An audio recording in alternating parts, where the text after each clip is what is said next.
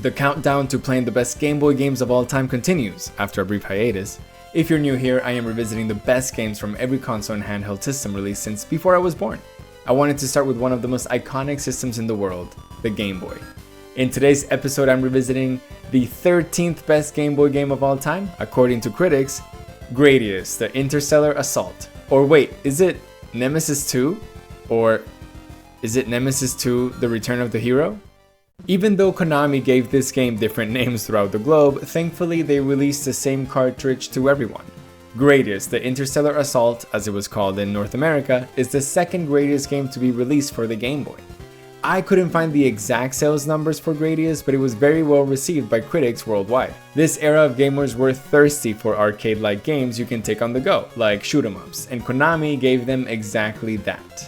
Gradius is a fast-paced side-scrolling shoot-em-up that is a little short but very difficult. You navigate through 5 stages where any contact with your ship, whether that be an enemy, a projectile, or an obstacle, will immediately make you explode and you lose all of your power-ups.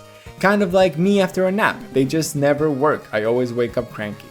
Unlike me though, you can respawn a few times before you lose all of the score you have accumulated. Game Boy games were obsessed with the high score feature in their games because it gave the user a reason to keep playing and keep trying to get better at the game. Gradius uses the same system, and I would be lying if I told you I wasn't keeping an eye on it on each level. If you go into this game blindly like me, you won't really get the sense of a story for this game. You're just a dude who's inside a space battleship and you're trying to kill the bad guys, which honestly is good enough for me because the game is so fast-paced and difficult for a Game Boy game that I just wouldn't want to be distracted with a huge story. Your name is Vic Viper though, which is objectively one of the coolest names in gaming history. The cool thing about Gradius is the power-up system. You find these little orbs after you defeat enemies or clear obstacles that allow you to spend them in real time to get the power-up you desire. So, for example, if you want the shield power-up, you need to get enough orbs until your power-up meter is all the way at the end, and then you press select for that power-up to activate. You can have lots of powers at the same time that make you feel invincible, but it all goes crumbling down when you accidentally bump an obstacle and you explode and you lose all of your power-ups. Like I said, the game is difficult, but I didn't say how frustrating it can be too, especially when you die right after a boss fight and you lose all of your power-ups, then you spawn next to said boss with just your puny pew pew pew. At that point, I would always rather just start the level over so I can try to reach the boss with some good missiles. The game feels crisp though, and anytime I died, I knew it was my fault, not the game's. It might just be me, but I think the 8-bit tunes the Game Boy could put out were so good.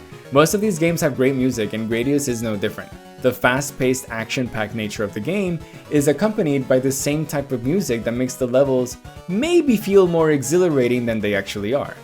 And I have to give props to the game for featuring an animation in between levels. They felt like a little reward after a tough battle, and of course the enemies and bosses are disturbingly amazing. I love to look at them, and I was always intrigued with whether or not they would have some second or even third phase in the fight. I mostly talk positively of this game, but I don't think Gradius did anything special enough for me to convince everyone to go back and play it.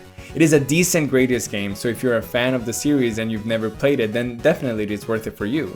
But I would say if you don't fit that category, I think you can skip this one. And finally, is this game better than Tony Hawk's Pro Skater 3? No. Thanks for watching, and don't forget to do all them YouTube things like liking and subscribing. I'll be back soon with game number 12. Gracias y adios.